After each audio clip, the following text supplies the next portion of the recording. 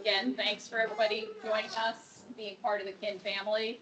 Once you become part of the Kin family, you are, here for the long run. So we really, again, do appreciate it.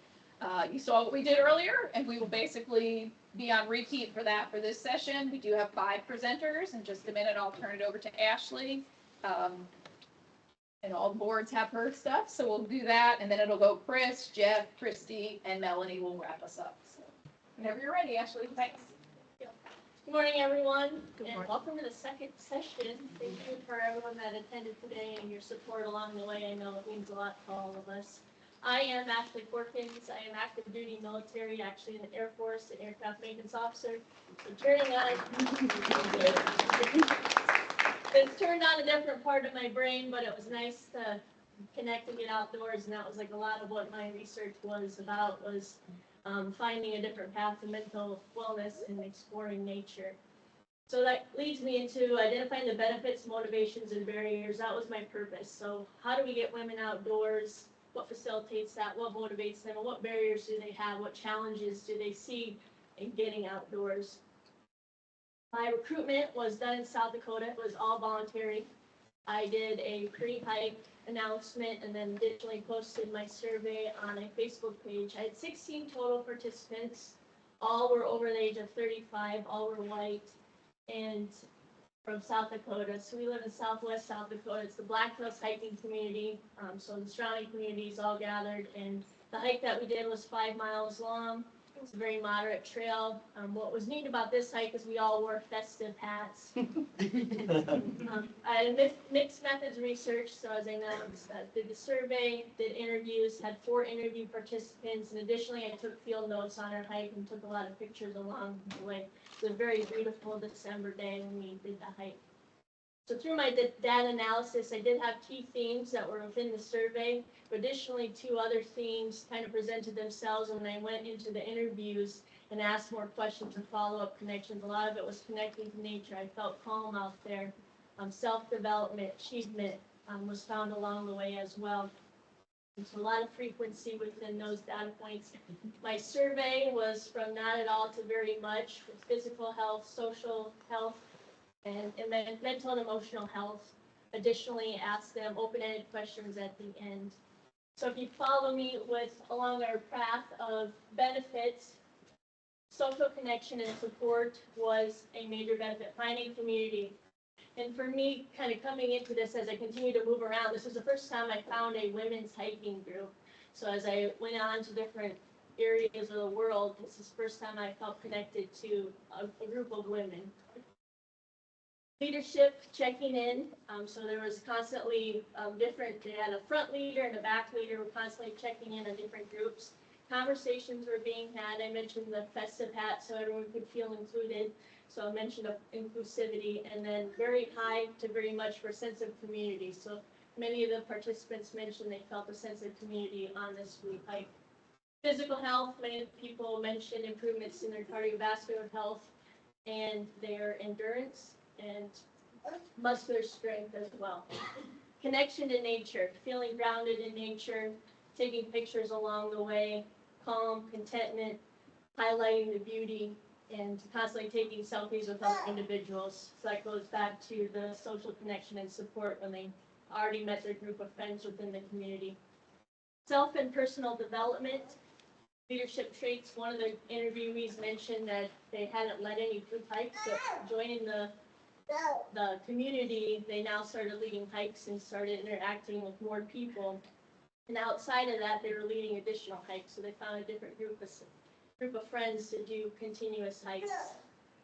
And the major part here was emotional and mental health. All 16 participants said very much to improved emotional and mental health.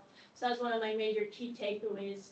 And then the greatest benefit of all women's hiking group, 5 of the participants did mention friendship being at the end.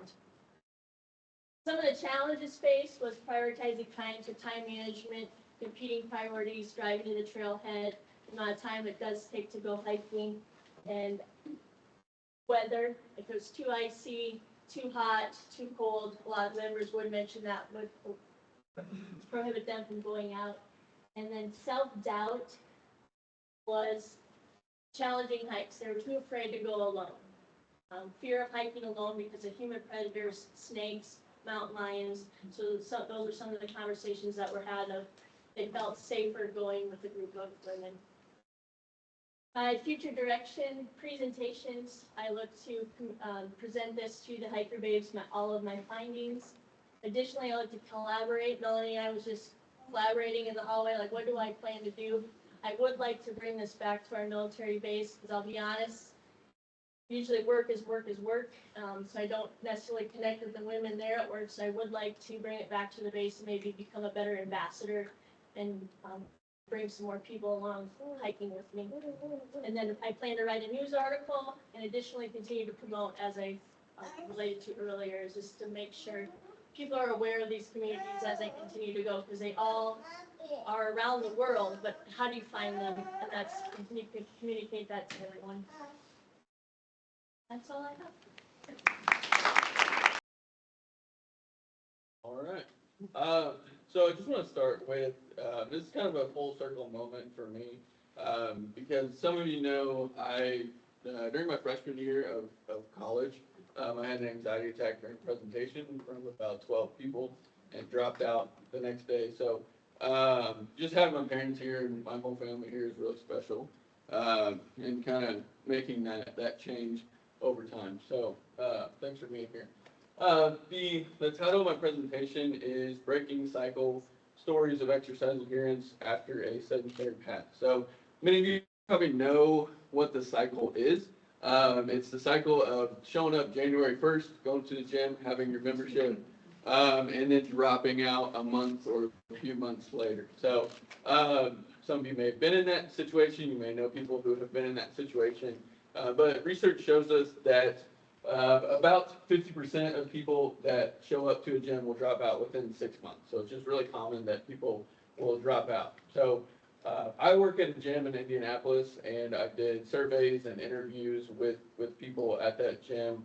And I was just trying to understand what keeps people there. So the gym that I work at is a group-focused strength training gym. It's similar to a CrossFit style gym, that you're always there with a group and with a coach. So what I found in that group, a lot of the people that go to our gym, they make up this portion of the corner. All the people that I interviewed had a past of going to a commercial gym or going to like a Planet Fitness, an LA Fitness, or those big box gyms, and falling out at some point. So some of them did that multiple times, but every one of them also has been at the gym I work at for more than 2 years. And many of them have been there for 6 or more years. They've been there for a really long time. So my question was like, how do we figure out what we're doing right and why are those people staying here? So what people were saying for these 4 big categories, basically when they were in that commercial gym,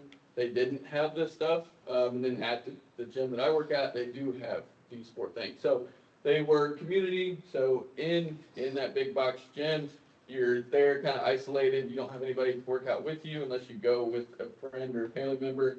And then you don't have a whole lot of push. So a lot of people said that they would go to the gym and then they wouldn't push themselves. They wouldn't work hard. They would just show up and do 20 minutes on the treadmill and then leave after that. So, and then knowledge, they just didn't know what to do.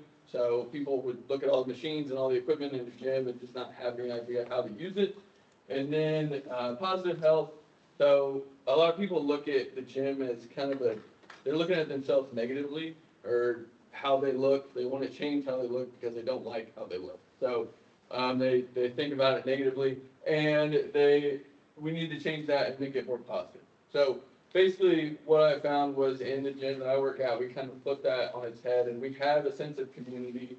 We have fitness coaches that are always there and present, and people kind of support each other throughout the classes. The coaches also help with that push and supporting the knowledge, so just pushing people to do a little bit more than they would on their own, and giving them some knowledge of how to do the exercises, how to do it safely and correctly. And then positive health is just kind of educating people to think about like mental health or building strength, or being able to do activities of daily living a little bit better. just general things you do outside the gym and making that easier. So focusing on those things will hopefully increase commitment over time. That's it for me. Thank you. Yeah, we can take a 7-minute break here. 5 to 7. Where's the ice bath? Well, thank you. Thanks for everybody for being here. A special shout out to the GAs for making this all happen. Appreciate you all for your support over the years. Dr. Diane Gill, I'm sure she's in here. Oh, sorry, Dr. Diane Gill, thank you. Congratulations on your upcoming retirement, hopefully. Hopefully it wasn't our cohort. Definitely not. So my name is Jeff Ward. I'm an athletic trainer working at a small California State University in Northern California. I've been there for a long, long time. And last 10 or 15 years or so, I've noticed an uptick in athletic burnout. Folks come into my office and they are just not happy about playing their sport, which is a bummer, right? Because that's when you think about athletics and mental health. And yeah, I know. That is the problem. And so what can I do as an athletic trainer to help that solution? I'm not a coach. I don't make the practice plans. I don't do the game schedules. I'm not a faculty member. I don't assign the tests or the homework. So as an athletic trainer, what can I do? So my research focused on ice baths and their effects that it may have on athletic burnout. Ice baths have a pretty strong relationship with physiological recovery. But research is showing that there's also some psychological benefits, decreasing stress, positive affect, depression, anxiety, et cetera. So I thought ice baths might be a good modality to apply to this to see if there was any benefits. It was a mixed method study. I did surveys weekly. I checked burnout scores through the athletic burnout questionnaire. I also looked at stress and recovery. That's a common theme for this project. To look at recovery, perceived recovery, and perceived stress states weekly.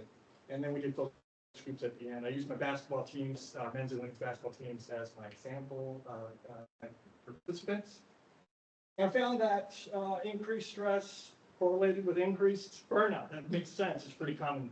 I also found that the difference between stress and recovery, that bigger the difference between stress and recovery, also correlated strongly with increased burnout. What I found was interesting is recovery by itself was not as strong of a correlate. So it kind of threw me for a loop because that's what I'm trying to focus on, was the recovery side of the house. In the focus groups, over 90% of the participants said they had experienced burnout. Per them, what their definition of burnout, some form of burnout throughout the season. And it wasn't the same time. It wasn't at the end of the season. Some of it was for pre-conference. And it wasn't sustained, right? Some people kind of fell into it and fell out of it.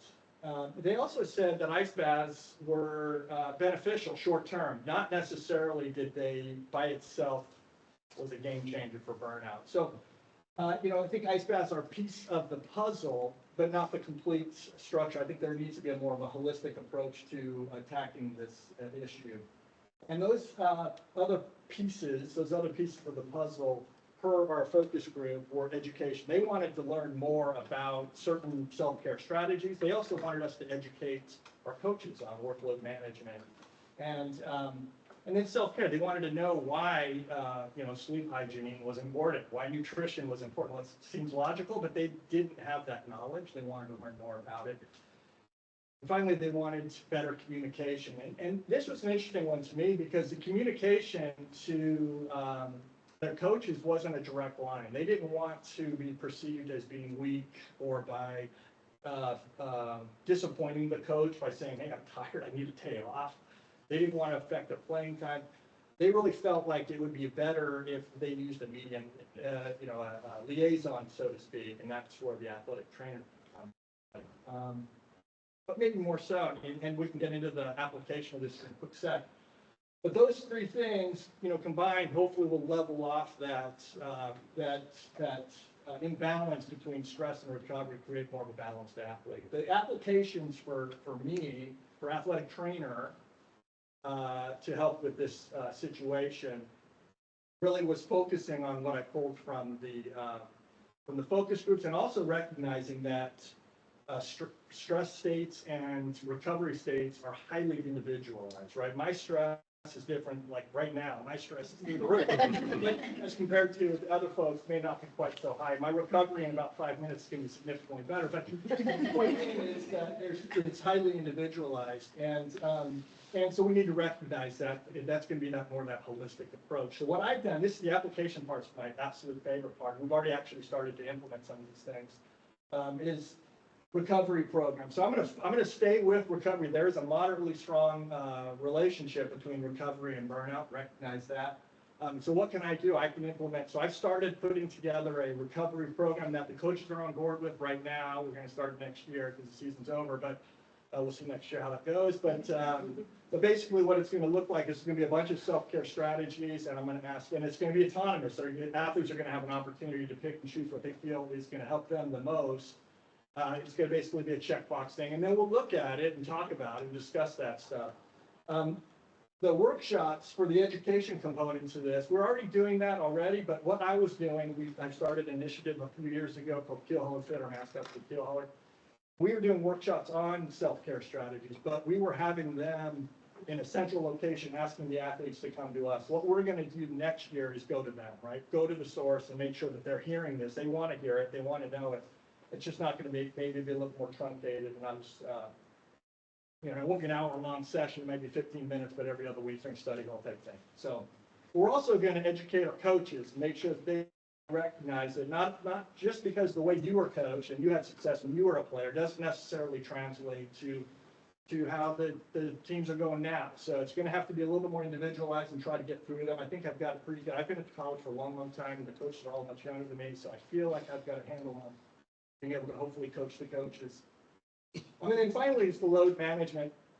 And this kind of is encompassing. The surveys during the focus groups, the surveys actually came up as a beneficial tool that made the individuals recognize, hey, how am I doing? That made them take kind of inventory as to how they were feeling, and recognize that maybe I am a little stressed out. Maybe I do need to take a little better care of myself. So we're going to continue with the surveys and those focus groups. They'll be informal, but I think that'll be during those educational components. The takeaway for an athletic trainer is there's a lot of value. There's a lot of opportunities that I think I can do to help mitigate this problem. But I think it also translates to faculty. I think the faculty communication, education. We started I was able to get a workshop through the JED Foundation. If anyone's familiar with the JED Foundation, they came in and they gave an athlete-centric mental health training. And I invited a lot of stakeholders that had high touch points with our student athletes just to try to kind of expand out that educational component, recognizing that student athletes have unique stressors that are not necessarily completely common with the general population.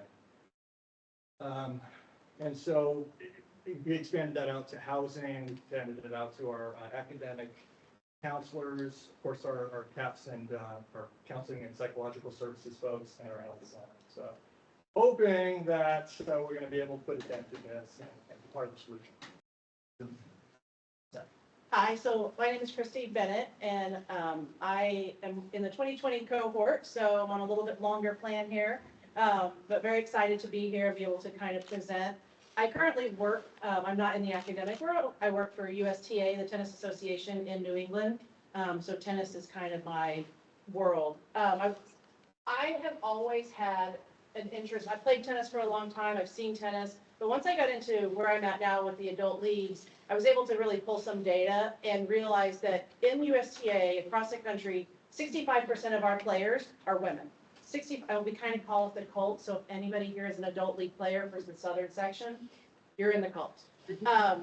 And dedicated 2 or 3 times a week. We go all the way to national championships. So these are players who are in it. And then I always watch a lot of professional tennis. I don't know if you guys watch tons, but if you watch the US Open, the French Open's coming up here soon, you'll see these women players, many of them in their early 20s or their teens, and they show their box, all men. And it has always made me wonder why there aren't more women. And if it's a mom or it's a relative, like, why are there not women coaches or physios? And so I started pulling some data. The Tucker Center does an annual report card on D1 schools. Of the D1 schools of women's tennis teams only, 37% coached by women. That does not include the men's teams. They're less than 1%. So I wondered, what's the problem? Why are there not more women coaching in high performance in tennis? And so what we did a mixed method study. I did a survey, and then I did interviews to figure out what are the challenges and what are the supports, and how can we kind of make some differences with women. If an 8th grade girl comes up to me right now and says, how do I be a coach on the pro tour? I'd go, I have no idea. There's no pathway. So what we found was there's no pathway. All the coaches are independent contractors on the tour. College coaches, as you guys know, in the academic world, that's a whole different ballgame. And then anybody who's coaching at a club, you might be hired, you might be an independent contractor. It's just all over the place. But within that lack of pathway, there are lack of women mentors. So you can't look up and say, oh, this, I'm looking at Lindsay Davenport, she didn't coach full time, but that's one. I can name one. It's a really inconsistent schedule. There's a ton of traveling, so it's hard. There's a lot of not being at home with some of these high performance pros and the college pros. And then also a lack of personal confidence. And I noticed some other of you that have presented this word confidence has come up. One of my interviews, there's a woman who was coaching in a club, and she said she would do groups, and then the people in the groups would ask her how to do private lessons with the man that was coaching. And I said to her, I said, how come you didn't say to them, what do you want to work with him for? I'm the best coach in the building. And she goes, oh, I just, so it's this confidence piece. But when we figured out what some of the supports are, is this mentor piece. It's having somebody to look up to, having somebody to go to and say, how did you get to X?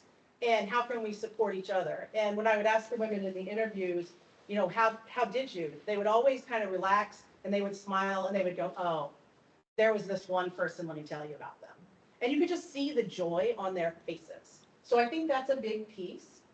Also the education, knowing your stuff, knowing the physiology, knowing not just stroke production, but the mental piece, having this education of all of the aspects of your athletes in your tennis world.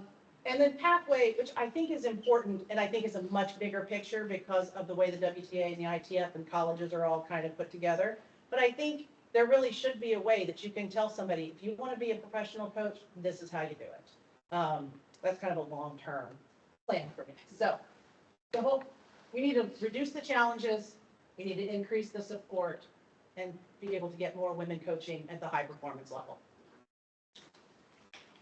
All right. Hello.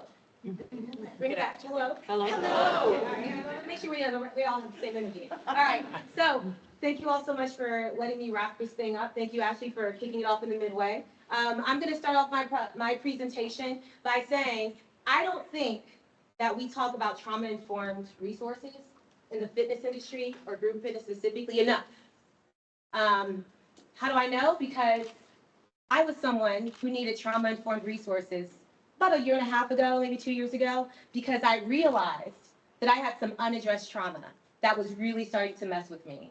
And when I looked for resources and help, it wasn't there. And I was like, why not? Now I'm ticked off, right? So before I go into the next thing, I need to go ahead and tell you what I'm talking about when I say trauma. Trauma is extremely prevalent. Actually, 70%, 7 out of 10 adults will have at one point dealt with some level of trauma in their life, whether they know it or not.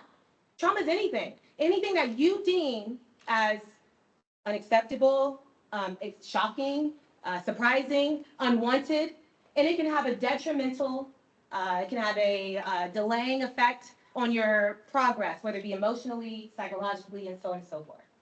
And so what does that do to someone who's been through some type of trauma? Well, it can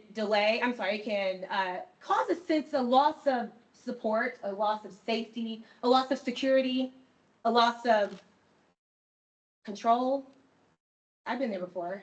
I understand what that feels like. And then what happens with that loss? I grieve it. I grieve the loss.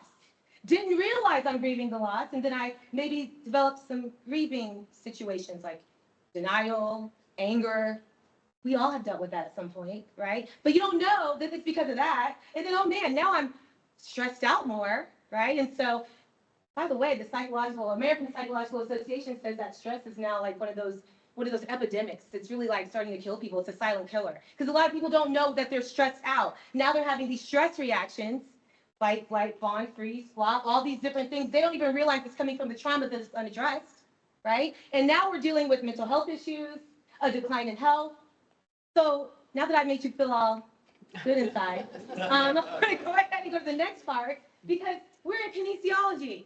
And we say, oh man, exercise is medicine, all that kind of stuff, right? And medicine for what?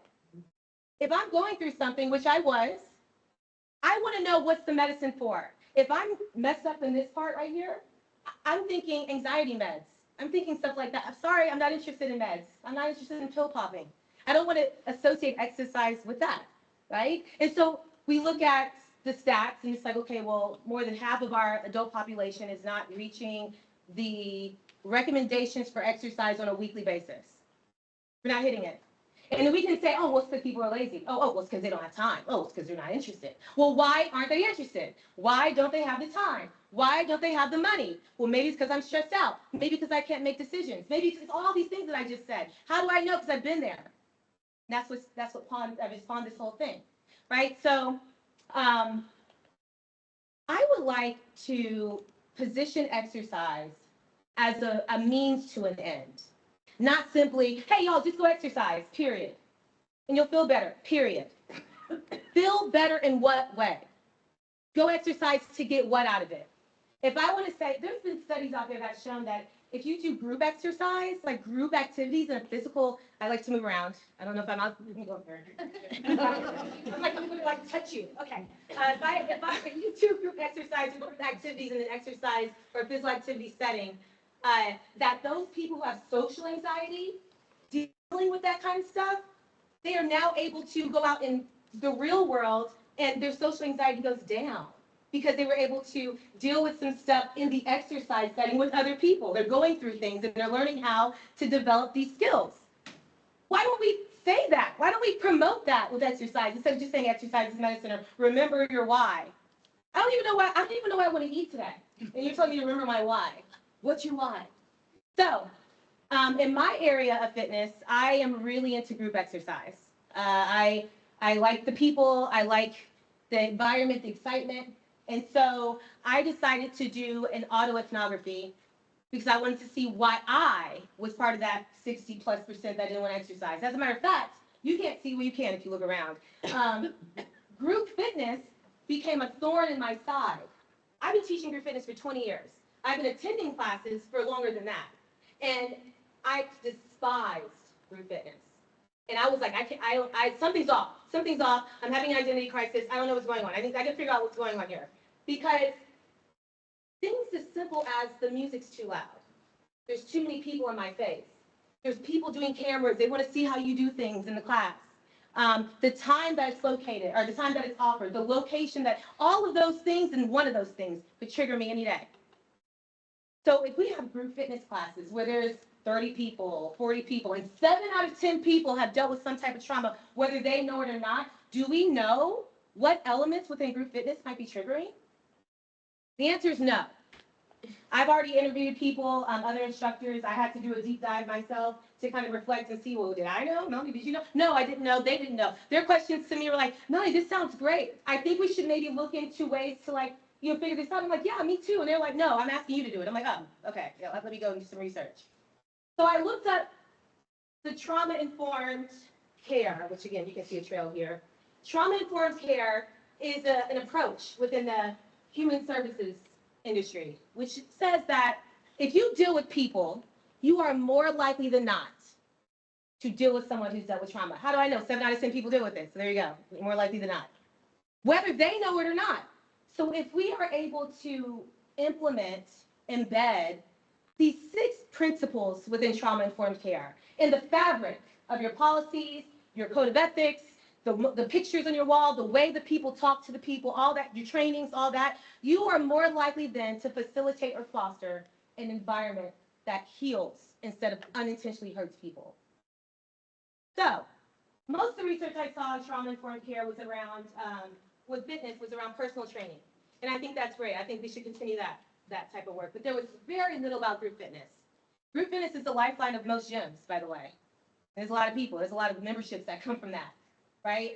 So I wanted to say from my perspective, what kinds of things can I do in these specific elements within group fitness that could be more trauma informed. Then I looked at it from an instructor standpoint. How can I be a better instructor? And then how can I tell other people to be better instructors? Then I went from the manager hat, because I used to be a manager, I used to be at a local level, a regional level, a national level of fitness programs. How can I ensure that the instructors are implementing policies that I'm coming up with that'll help the people? Because there's a disconnect there.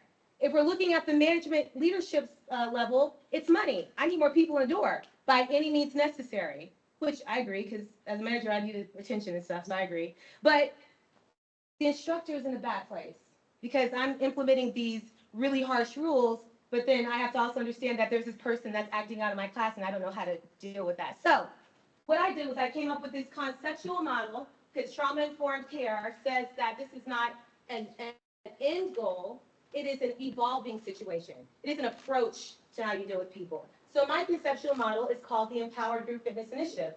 And it's going to be ongoing. It has different research models, marketing. By the way, advertising was my background before. So marketing is going to be in that, make sure we have the right messaging. There's going to be more workshops, social media presence, so on and so forth. But in specific areas, I want to empower participants so that when they say, you know what, my doctor told me I need to exercise. My physical therapist or my mental health, whoever told me I need to exercise. Let me start with group fitness. Where should I go? I have a questionnaire that I would like to give out that's called the Empowered Group Fitness something. It's a prototype. But the questionnaire is to help match you with the classes that make sense for you in that moment. Do you have to go through trauma to do it? No. That's why it's not called the Trauma-Informed Group Fitness Initiative. It's to empower you to make the decisions, right? Without asking too many questions, because that can be frustrating. That's one thing. Number two, fitness instructors. Now we get the people in the class. Are they coming to a trauma-informed environment? Well, let's make sure the instructors have the tools they need. I have an instructor toolbox. And that toolbox isn't just simply, here's the stuff, I hope you do well with it. It's also going to show you how to use the tools. I don't know about y'all, but when I went to grad school, when I went to college, I got a toolbox. And I didn't know how to do any of that stuff. But my mom was like, you need a toolbox when you go in the dorm. And I didn't know how to use any of the stuff in there. When we have toolboxes, we need to learn how to use the stuff in there. And so it's going to be ever evolving with that. And then obviously, when it comes to leaders in orgs, we need to make sure that we have a strategic plan so that we can implement not just policies, but we can have a standardized approach to what a format looks like, or how we can add trauma-informed practices to these formats. And so this is going to be ongoing. That's all I have for today. So thank you all for your time. Oh. I think Kate, go ahead and then get Jill after that. I have a question for Jeff. So you talked about going to the student athletes for the workshops that you're doing with them. Then you also talked about coach education. How do you anticipate the coach education going? Like, is it similar to workshops? Is it just like an information session? Just like I do mental performance coaching, so getting them actually bought in is really I was tough. hoping to collaborate with you on that. Yeah, I think in my head, I've talked to all of our coaches. They are all on board with this because, as an athletic trainer, I educate our student athletes every single day. And really, it's not, I found that educating them on preventative measures, it doesn't stick as well because they're 18 to 22, they're not going to get hurt.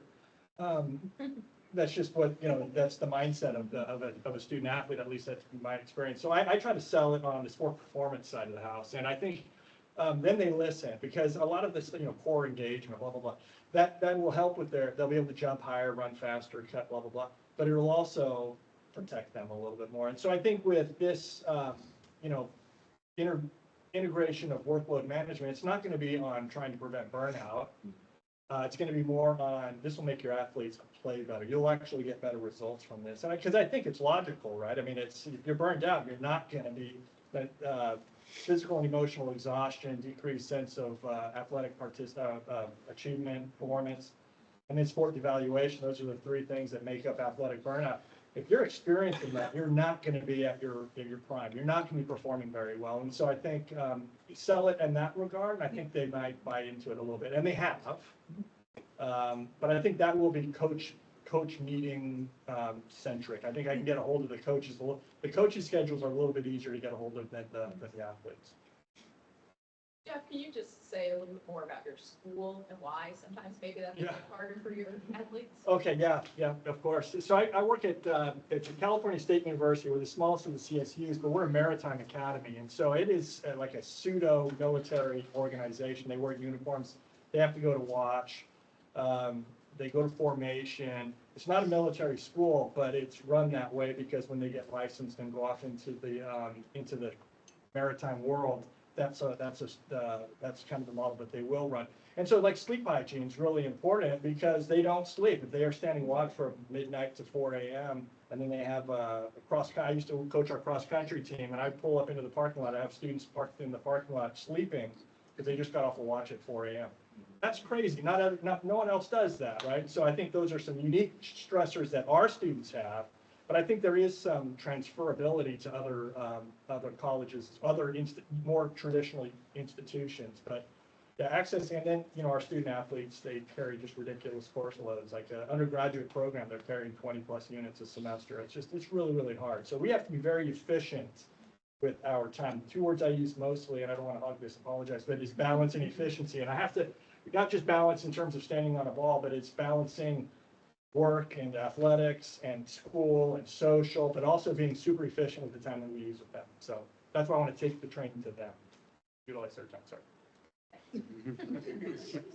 Jill. I had a question for Ashley.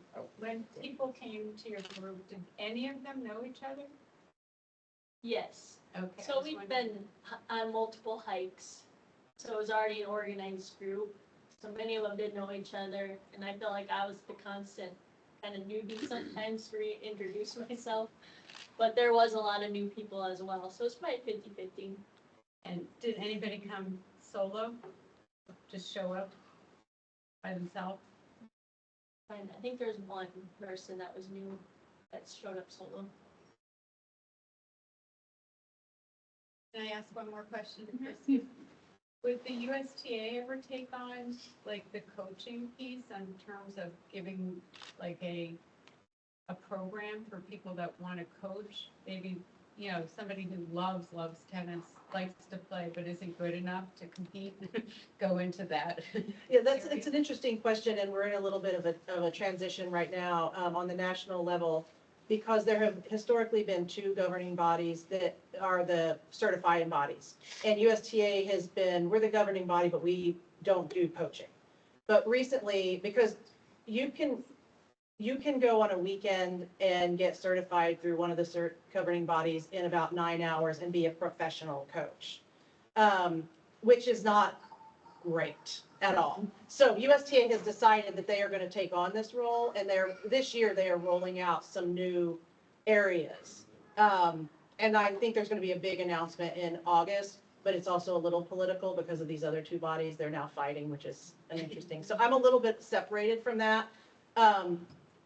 I don't know that they will ever focus on a single pathway. I think that they are missing the mark in that. And I'm hoping that they do, but I don't know that they will. Yes. Thank you all for your presentations. Very interesting and quite different angles on the role of physiology and movement and exercise. And the question I have is, what role does education have for each of you as you think about the key insights and takeaways from your dissertation studies? How can those insights and lessons be applied and to teach where you your research suggests is a good place to go. So, and any of you can start, right? It doesn't matter.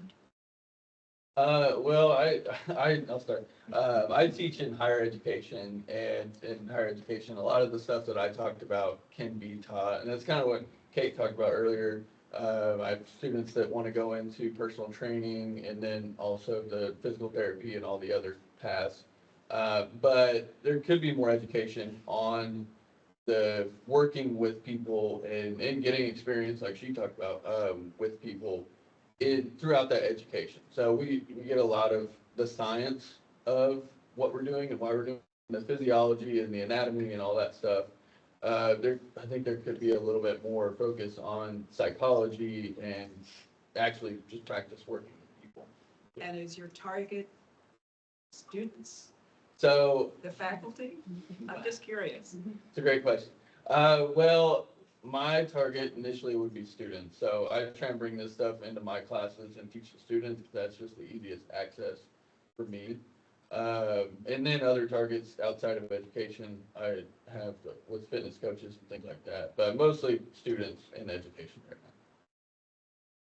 Okay, I'll go next. So I also teach at a college, but I'm also the employee wellness program manager. So I have two areas that I work with. So when my students, yes, I mean, I'm always talking about, I'm not understanding your why, but like finishing the sentence, kind of like, you know, I don't want to do this. Okay, it's okay to stop there, but then maybe we can dig in deeper why you don't want to do it. Maybe now it's not the time to, if we're talking about fitness classes, maybe not do yoga. Have you ever thought of Pilates, or maybe doing yoga at night or doing yoga at YouTube? Like a lot of times we think it's one way to do things. And so I'm trying to expand it for them. But also in our employee wellness program, I manage the campus that I'm at, but I'm the lead for all 6 campuses around our area. So for all their employee wellness programs. And so for those leads, I've been trying to help them understand, like when we're doing our programming, it's not a one size fits all approach. Like one lady's like, she does hiking. She loves hiking, but that's all she does. And like, that's it. And so if they don't want to hike, well, then they're not going to be part of the program. And I'm like, this is you're way off. So you're way off base.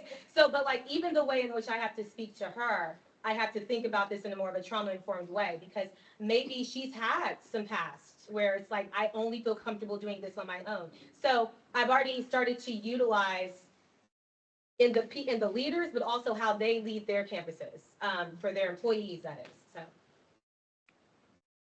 Just going down the line. So mine actually is for the governing bodies of tennis and trying to inform them. Because before I started this research, it was actually really hard for me to get the information on the number of certified coaches. And they went, I mean, we do have that data. I guess we could pull it for you. Well, look, 24% are women. And I'm like, 24% are women? And getting the information out there that there is this disparity in the number of players and interested women and women who are coaching to the certified body so that they see that there is a problem is kind of my mission. And so I'm really interested in that piece and trying to make some kind of an impact with them. For me, just getting back to the basics for, fellow women that may fear going hiking on their own, and maybe just the safety precautions, what to pack, what to bring, first aid 101 it's one of the questions I had during my dissertation defense was there a safety briefing at the beginning? And being a part of the military, everything comes with a TO, like step 1, this is what we're doing, but we did group introductions, but perhaps just creating a safety list to disseminate, and like, this is what I would carry in my backpack, like cell phone, location device. Your wife sharing the location with someone that you're going, this is where I'm going, this is where I'm parking, this is the trail I'll be on, the certain measures to potentially just disseminate to all women in general. And I think getting it into colleges, I kind of see at the university level is kind of intramural hiking group, and I don't know if those exist or not. They did when I went to college, but perhaps that would be an outlet for those individuals that aren't in sports, but just creating a community if you are in a beautiful location, the trails. or even urban hiking? Yeah.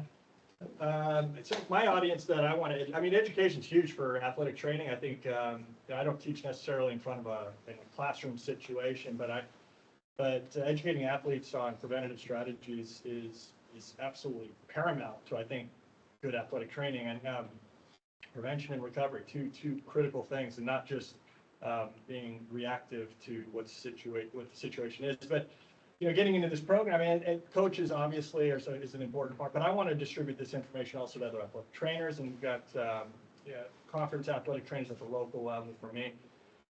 And then part of the dissemination for me was also to expand out. I work at a very small school, and so there's a lot of touch points that I actually have access to, and so I can talk to the director of housing, and I can talk to the academic counselors who kind of oversee the course loading.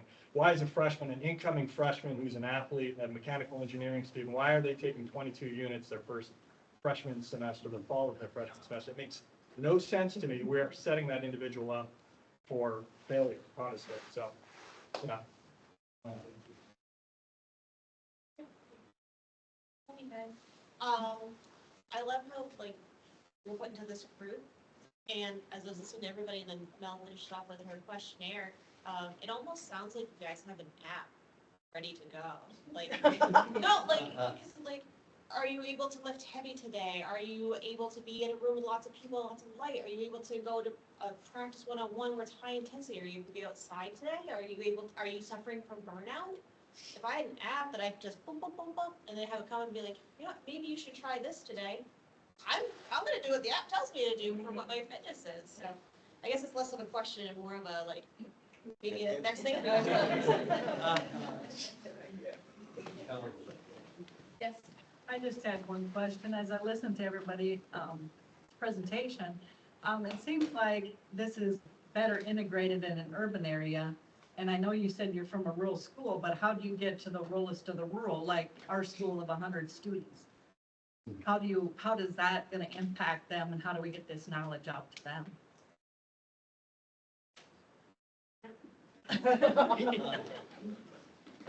For me, I think so. I work at a small school, but we're in Northern California. We're in very, there's a lot of schools in my area. There's not necessarily a lot of schools in my conference, and my conference is spread out from Arizona, Southern California, up to Northern California, up by the Oregon border. So we are spread out. But I think for me, I try to disseminate this information out to, and again, how generalizable is my school compared to other schools? It's not very, but I think stress is common in student athletes, and there are some good takeaways I think that can be. Most students, and I tell this I also coach our golf teams. And so, but no one else does what we do. That's what I tell our folks, and that makes us special, and it makes us unique, and it's things that we can then overcome. But distributing this information out to, we've got some really good organizations, California Athletic Trainers, or two organizations. I would love to distribute this information, just to spread the word. I grew up in this small rural school until I got out into the great big world, that I know that things existed even in western South Dakota. They had PE programs that would go cross-country skiing for the day. They'd go to Terry Peak downhill skiing or snowshoeing, and they had those sorts of activities available. But being in different school districts is probably going to be a field trip, or you might not get to a hiking mountain unless it was on a church youth group trip. So it's developing or finding the money to pay for it, or the physical educator that's willing to get parent release forms to go on a 4-day camping trip, which probably a mountain to climb in itself anymore, taking kids on trips. But that's something I would foresee, bringing outdoor education into these rural environments. If it's just a semester course, or you go find a little nature park, or you have to get creative. We're trying in our section to do some connection with the high school coaches, which has been a little like herding cats. because there's obviously there's private schools and there's all the different districts, and trying to get in with like the Massachusetts Interscholastic Association has been a little bit of a roadblock. They see us as a competition for some reason, even though we're nonprofit. But we have, one of our other departments, we have a couple of people working very specifically with the high schools, and it's all the high schools. It's not just the high schools in Providence or the high schools in Boston, and they're trying to make sure that they hit all of the rural areas as well. So, and mine might not be quite as positioned as specifically as yours, but we really are looking at the high schoolers in a lot of different ways from the tennis world. I knew it was coming. Should I go? Yeah. Oh, okay. So one of the principles within trauma-informed care is historical, gender, and community type issues. And so being able to address those. So that's why trauma-informed care is not like a one-size-fits-all approach. So in terms of the trauma-informed group fitness aspect, I'm looking at the leadership side and having some advisory councils in different areas that can help to understand that community and that group. Because there might be some levels of like collective trauma, shared trauma that people don't know about, that would be unique to this rural area that doesn't exist over there though. And so we can still have an empowered group fitness experience, but it's gonna look different from here to there, so. Did you? Okay. Okay, all right. For mine, I think it just comes down to access, and it could be rural versus urban. But even in urban areas, there's not access in some areas. So where my gym is positioned, if you go west about 10 minutes, there's probably 50 gyms within 10 minutes. If you go east 10 minutes, there's probably no gyms within 10 minutes. So just having access is really important, and trying to get people to understand different ways of getting physical activity in that's outside the gym. Could be pickleball or anything, could be a yoga class, could be whatever. But just addressing access in those areas would be really important. Let's give this group a hand.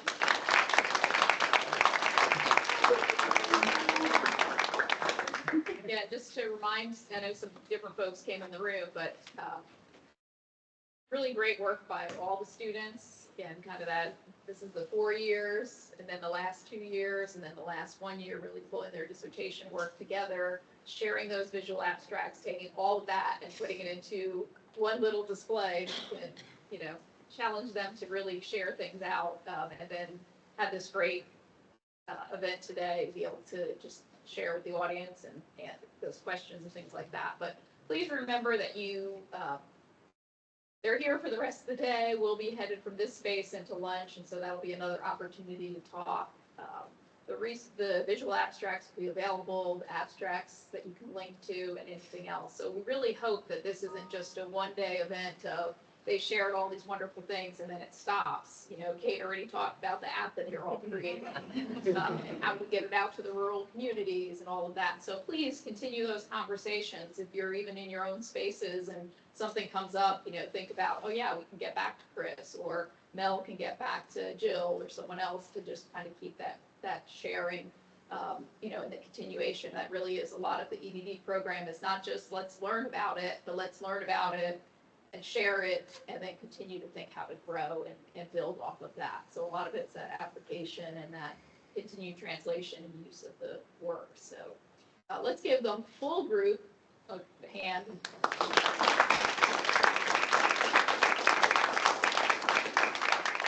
Don't leave because you'll get a picture. We also want to get a full group picture too, so both of those things. But just from a process standpoint, we will wrap up in here. There's still some things over in the other room, so if you wanted a drink or anything else, and then we'll reconnect. And sorry, we have to move to a different space, but we'll reconnect in the nursing and instructional building, which is room 120. You need any, you know, if anybody needs any help with how to get over that space, but that's where we'll actually have lunch. Set to kick off at 12:15 and go till about 1:30, 1:45. So plenty of time to get over there. Again, I'll have my phone in case anybody gets themselves lost, but it really is another opportunity to celebrate this group and all their accomplishments and continue those conversations. So parking in lot 7. is free on campus today. So, and again, that's the parking lot that potentially your family shared with you, but I can give you it's the one behind the Weatherspoon is available today, and if that's not okay, I've got some other options too. And there is, if anybody has any handicap placards, there are spots closer to the building that you can do, and it's first floor, so it should really be nice for us to be able to do that. There is some outdoor space to do, so lots of things to enjoy. We'll celebrate this group again at the lunch, and then we will have a break after that, and then we will come back this evening, well, not here, but we'll at this evening at the Alumni House, which is sort of near the nursing instructional building. We'll celebrate their graduation and Dr. Gill's retirement after 38 years of being at UNCG.